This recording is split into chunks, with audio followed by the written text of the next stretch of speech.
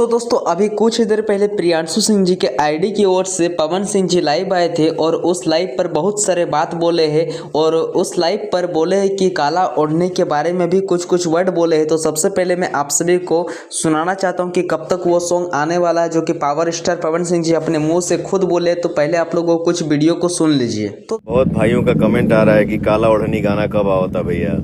आप लोग के आशीर्वाद बरसत रहे, गाना तो आवते रहे, गाना आई, फिल्म आई और जो भी अच्छा प्रोजेक्ट हुई वो आप लोगन के सामने अइबे करी, क्योंकि आदमी काम करता, जागता दिन रात, इसलिए जग रहा है, इसलिए काम कर रहा है कि कोई भी काम का आउटपुट जो है वो आप लोगों के सामने जाए और आप लोग उसे सराहें, आशीर्वाद दें और अपना प्यार दें।